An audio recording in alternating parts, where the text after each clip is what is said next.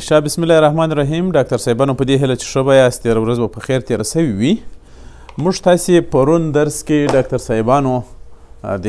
میل پروډکټیو سیسټم نارمل سټرکچر وویل که نه، او په نن درس کې به موږ کوشش کوو ډاکټر صاحبانو چې پاتالوجي شروع کړو. صحیح سو، خو مخکې له دې چې پاتالوجي شروع کړو یو وارې بیا هم موږ تاسې په هغه خپل کتاب باندې به یې تاکید وکړو. ګرانو ډاکټر صاحبانو، زموږ د سیستمیک پاتالوجي نه هم فصل شروع کړو. له کومو ډاکټر صاحبانو سره چې پاتالوجي شته، خوشبخته دی او هغه چې نه لري، تاسې کولی سئ چې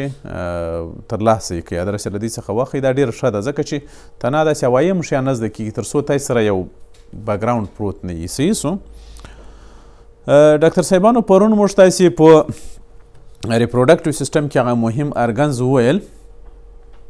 چې له هغې جملې څخه مثلا موږ ټیسټس وویل او د هغې جوړښت او اپیډیرمس مو وویل، همدارنګه واز ډیفرنس مو وویل چې 2 دانې دي،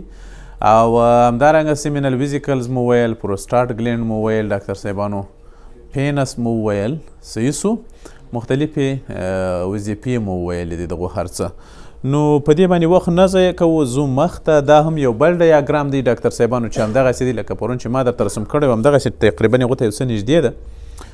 نو دا هم ګورئ ټسټس دي او لیبیونه دي، شاوخوا مثلا مختلفې پردې دي لکه مثلا ټونیکا واسکولاس او ټونیکا البوجینا او جینالیس او همدارنګه نور دي باندې خواته، او دا اپیډیډامس ته او هیډ او باډي او ټیل، او بیا بالاخره واز ډیفرنس ته، او بالاخره موږ پوهېږو چې سیمینل ویزیکل سره یو ځای کېږي، او ایجیکولیټري ډکټ، او بالاخره پروسټاټ، او پایله چې وي ډاکټر صاحبانو یوریترا، او بالاخره پینس. بل ډاکټر صاحبانو په دغه سمال دغه چې دی ډاکټر صاحبانو یو شی چې پرون موږ یادونه نه ده کړې، دا د ممبرانوس یوریترا په برخه کې یو رقم غدوات هم شته ډاکټر صاحبانو چې دې ته بالبو یوریترل ګلینډ وایي، خصوصا دا په فیمل کې ډېر ښه وده کړي. نو دې موږ یادونه ونه کړه پرون. هغه هم ځینې افرازات لري، او دغه افرازات چې بعضې خلک وایي نه تر 6 مخکې اکثره وخت یا سیکشوال ډیزایر چې یو چا ته راسي، وبخښئ، د سیکشوال ډیزایر چې یو چا ته راسي، یو قسم سپین افرازات شوی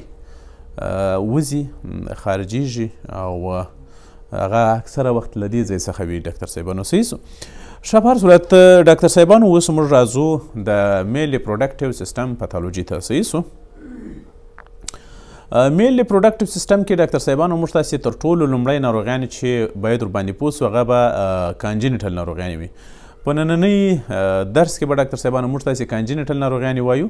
لکه انډسینډنټسټس به وایو، د خیره میل انفرټیلیټي به وایو چې دا دواړه اکثره کانجینیټل وي. ځینې کسبي هغه هم لري ډاکټر صاحبانو اسباب، خو اکثره یې کانجینیټل وي. او له دې نه وروسته به موږ تاسې نن په انفیکشس ډیزیز د ریپروډکټیو سیسټم باندې هم خبرې کوو، یعنې هغه به هم ختموو د خیره. صحیح سو. موږ تاسې په کوشش دا وي چې په دغه هفته کې تر ډېر دا سیسټم ختم کړو انشاءالله. ښه، نو کانجینیټل انوملي ډاکټر صاحبانو یا هم پیدایشي ستونزې یا غیر نارمل حالتونه چې په ریپروډکټیو سیسټم کې واقع کیږي، تر ټولو لومړی چې موږ تاسې باید ورباندې بحث وکړو ډاکټر صاحبانو، هغه کریپټور ارکیډیزم. دا ارکایټس ارکو کلمه چې دی ډاکټر صاحبان، دا اکثره وخت چیش دپاره کارول کیږي؟ د ټیسټس دپاره. ORCH کلمه، دا کلمه د ټیسټس دپاره، لکه د ټیسټس التهاب ته چې وایي ارکایټس، دا د ارکو کلمه نه. نو کریپټو ارکیډیزم چیش ته وایي ډاکټر صاحبانو؟ کریپټو ارکیډیزم هغه حالت ته وایي چې د ځینې انسانانو ټیسټس په بطن کې پاته سي او کښته سکروټم ته ډسنډ نه سي یا سکروټم ته ولاړې نه سي. ما پرون تاسې ته ویل کله چې موږ د مور په نس کې یو، یعنې نارینه مخلوق دی چې کله جوړیږي ډاکټر صاحبانو ټیسټس، دا په کومه برخه کې جوړې دی؟ لمبر ناحیه کې جوړې دی ډاکټر صاحبانو، یوې خواته یو بلې خواته نه. او بالاخره وروسته تقریبا ما درته چې کله موږ د مور په نس کې 8مې میاشتې ته ورسیږو، نو دا بیا ډسنډ کیږي او کښته ځي، البته سکروټم ته ځان رسوي، یعنې تر پیدایش مخکې دی لا سکروټم ته ځان رسولی وي. ځینې وخت په ځینې انسانانو کې دا ځنډیږي، ممکن یوه یا دواړه خایې یا ټیسټس ډاکټر صاحبانو په نس کې پاته سي چې دغو حالت ته موږ ته څه شی وایي کریپټو ارکایډیزم ورته وایي صحیح سو کریپټو ارکایډیزم کریپټو ارکایډیزم چې دی ډاکټر صاحبانو اسباب یې ډېر زیات دي چې البته مخکې له دې چې په اسبابو باندې خبرې وکړو ښه خبره دا ده چې په دې باندې بحث وکړو چې ډاکټر صاحبانو کله چې ټیسټس په بطن کې پاتې سي نو په کومه ساحه کې به وي یعنې د بطن په کومه ساحه کې کیدای سي چې ټیسټس وجود ولري ډاکټر صاحبانو صحیح سو تقریبا اکثره وخت چې ټیسټس ډاکټر صاحبانو په نس کې پاته کیږي تر ټولو زیات واقعیت چې وي ډاکټر صاحبانو هغه په کومه ساحه کې په انګواینل رنګ برخه کې وي انګواینل رنګ برخه په دغه ساحه کې پاتې دلته نږدې نور ځایونه چې هلته همدا پاته کیږي ډاکټر صاحبانو لکه ابډامن کې خپله پاته کیږي سوپرا سکروټل برخه کې پاته کیږي ډاکټر صاحبانو یا هم پیریپینایل برخه کې پاته کیږي ډاکټر صاحبانو پیریپینایل برخه کې د پینس شاوخوا یا هم سپرفیشل اکټاپیک برخه کې پاته کیږي یا هم ټرانسورس سکروټل برخه کې پاته کیږي ډاکټر صاحبانو پیمورل ساحه کې بعضې وخت پاته لیدل کیږي او بعضې وخت ډاکټر صاحبانو حتی پیرینیل ساحه کې په پیرینیل ساحه کې بعضې وخت لیدل کیږي په دغو ځایونو کې بعضې وخت ډاکټر صاحبانو ټیسټس پاته کیږي یعنی په غیر نارمل شکل سره خو دا خبره په یاد لرئ ډاکټر صاحبانو چې دغه واقعیات لږ دي تقریبا په ټوله نړۍ کې 2% کسان موږ تاسې ممکن پیدا کړو چې په هغوی کې بایلیټرل یا یونیلیټرل انډسینډینګ ټیسټس واقع سوي یعنې دا معنا چې کریپټو ارکایډیزم کیدای سي پکښې ولیدل سي 2% کیدای سي داسې کسان موږ تاسې وګورو چې ټیسټس یې سکروټم ته کښته سوي نه وي یعنې موږ تاسې چې کله جس کوو ګورو چې په سکروټم کې ټیسټس ګرسره سته نه صحیح ده یو خبره په یاد لرئ ټیسټس د خپل ډیولپمنټ دپاره د خپلې ودې دپاره او د خپل سپرم د پروډکشن دپاره تر ټولو مساعد ځای چې دا ورته کوم ځای د سکروټم که چیرته انډسینډینګ ټیسټس یا کریپټو ارکایډیزم باندې څوک اخته وي ډاکټر صاحبانو هغه ټیسټس چې خپله په دغو برخو کې پاته ده چې اکثره وخت یې په انګواینل برخه کې پاته کیږي دا ټیسټس ډاکټر صاحبانو اټروپي کړي وي دا ټیسټس نسي کولی چې سپرم جوړ کړي که جوړوي ډېر لږ ځکه چې ټیسټس نه یوازې دا چې یو مساعد ځای ته ضرورت لري د سپرم د پروډکشن دپاره بلکې مساعد حرارت درجې ته هم ضرورت لري او هغه د حرارت درجه په کوم ځای کې ورته برابرېږي ډاکټر صاحبانو په سکروټم کې په خپل ابډامن او په نورو برخو کې عمره د حرارت درجه او دومره فاصله نشته چې د سپرم پروډکشن وکړي نو په دې اساس دغه چې وي ټیسټس اکثره وخت سره کم وي ډاکټر صاحبانو اټروپایډ وي کوچنی وي صحیح ده ښه په هر صورت ایتیالوجي اصلي خبره دا ده چې د ځینې کسانو ولې ټیسټس په نس کې پاته کیږي یعنې ولې نه ډیسنډ کیږي اصلي سبب یې معلوم سوی نه دی خو بیا هم ځینې فکتورونه شته چې هغه دغه ته زمینه مساعدولی سي چې د انسانانو ټیسټس په نس کې پاته سي او سکروټم ته ولاړې نه سي مثلا تر ټولو لومړی فکتورونه چې دي هغه میکانیکل فکتورونه دي یا میخانیکي فکتورونه هغه میخانیکي فکتورونه چې ډاکټر صاحبانو د دې سبب کیږي چې ټیسټس باید هغه ته ولاړ نه سي سکروټم ته عبارت لکه د چیش څخه ډاکټر صاحبانو شارټ سپرمټیک کارډ ما پرون درته ویل نه دا چې کله لنډ وي په دغو وختونو کې هم ټیسټس په بطن کې پاته کیږي یا هم انګواینل کانال خو ما درته ویلي نه تر کانجان ټنډن لاندې په دا انګواینل کانال چې تېر سوی دواړه راسته او چپه خوا دا چې ډاکټر صاحبانو تنګ وي په دې کې هم ټیسټس نسي تېرېدلی بعضې وخت ټیسټس جوړ سوی وي خو داسې جوړ وي چې په بطن کې له ځینې برخو سره اډهیژن پیدا کړی وي سرش وي لکه پلستر چې د پیچولی وي هغه هم نسي راشیوه کېدلی ښکته خوا او په دغو ټولو وختونو کې ډاکټر صاحبانو ټیسټس له سکروټم څخه پورته پاته کیږي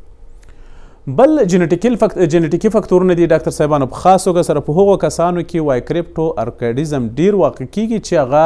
په ټرایسومي 13 باندې اخته وي دوی نو ټرایسومي 13 دیارلسمه جوړه کې یعنې دیارلسمه جوړه کې د جوړې پر ځای 3 کروموسومونه وي دا کسان 40 کروموسومونه لري ټرایسومي یعنې خو درته معلومیږي نه چې بسته کروموسوم اضافه سوی وي نو عموما د ټرایسومي 13 کې اکثره وخت ډاکټر صاحبانو کریپټو ارکایډیزم لیدل کیږي یا هم بعضې وخت ډاکټر صاحبانو په هغو کسانو کې ډېر لیدل کیږي چې په هغوی کې د سکروټم د برخې کریماسټر عضلې صحیح ډیولپمنټ نه یې کړی صحیح وده یې نه یې کړي کریماسټر عضله خو په یاده چې ما پرون درته ویل نه اوکې نو دغه کریماستر عضله چې دی ډاکټر صاحبانو بعضې وخت چې دا صحیح وده ونه کړي په دغه وخت کې هم ټسټس نه ډیسنډ کېږي نه ښکته کېږي سکروټم ته او ځینې هارموني فکتورونه هم شته چې هغه هم کریپټوارکډیزم رامنځته کولی شي ډاکټر صاحبانو لکه مثلا هغه کسان چې انډروجینیک سکریشن یې کم وي دغه ډاکټر صاحبانو یو هیستالوجیکل سلایډ ده یو خو دا خبره مه یاروئ چې هغه ټسټس چې په سکروټم کې نه وي هغه به سره کم وي کوچنی به وي بس اټروپاید به وي او اپیډیډمس به هم کوچنی وي د دې خپل سایز او ډیامیټر به هم سره کم وي ډاکټر صاحبانو کوچنی به بل د هیستالوژي له نظره که موږ تاسې یعنې مایکروسکوپ له نظره چې ورته وګورو نارمل چې ټسټس موږ وګورو ډاکټر صاحبانو دغسې ده ګورئ دغه هغه شاوخوا لوبیلونه دي درته معلومیږي او شاوخوا په هر لوبیل کې بیا موږ تاسې پوهېږو چې کنیکټیو ټیشو دي او یا هم انټرسټیشیم ده او په انټرسټیشیم کې کمه اندازه لیډیک سیلز دي یا انټرسټیشل سیلز دي چې هغوی ټسټسټرون جوړول په یاد مو دي او عموما د دغو لیډیک حجراتو ترمنځ چې دغه کمه اندازه فایبروس ټیشو دي یا دغه چې د انټرسټیشل ټیشو دي په خپل ځای کې یو رقم قناتونو ته ځای ورکړی و چې هغوی ته موږ ته سیمینوپیرس ټیبیول ویل یعنې دلته تقریبا 1 2 3 4 5 سیمینوپیرس ټیبیول پکې لیدل کېږي درته معلومیږي 1 2 3 4 5 6 دانې که نه دا سیمینوپیرس ټیبیول که موږ تاسې پرې وګورئ شاوخوا درته معلومیږي چې په ځینې ځایونو کې غټ سرټولې سیلز دي او د هغوی ترمنځ چې دي ډاکټر صاحبانو جرم سیلز دي چې هغه بیا پرایمري او سیکنډري سپرمټوسایډس او بالاخره سپرمټاید او بالاخره سپرمټوزوا ورڅخه جوړیږي او تاسو ته معلومیږي ښه پریمانه سپرم ګوري دلته جوړ سوي دي په دغه ساحه کې خو دغه چې دی بیا ډاکټر صاحبانو انډسینډینګ ټسټس یا کریپټوس ارکایډیزم دی ډاکټر صاحبانو دغه یې ډیاګرام ده او دغه ریل پکچر دی په دې ځای کې تاسو ته معلومیږي یو د سیمینوپیرس ټیبیول ډېر آزاد لیدل کېږي ځکه چې په دې کې ډاکټر صاحبانو دغه جرمل حجرات پکې ډېر لږ دي یا نسته پکې یا پکې ډېر لږ وي سرټولي حجرات هم پکې لږ دي ډاکټر صاحبانو اما دلته چې که تاسې متوجه یاست دلته د فایبروس انساج هم پکې زیات سوي دي شاوخوا په د انټرسټیشیم کې او شیپ کې زیات سوي دي ډاکټر صاحبانو سیل اپلیډیک یا انټرسټیشل سیلز دلته پکې زیات سوي دي چې ټسټسټرون تولیدوي دا یې غټ توپیر دی ډاکټر صاحبانو دی ډسینډینګ او انډسینډینګ ټسټس درته معلومیږي مایکروسکوپیک ډاکټر صاحب ویډیو نه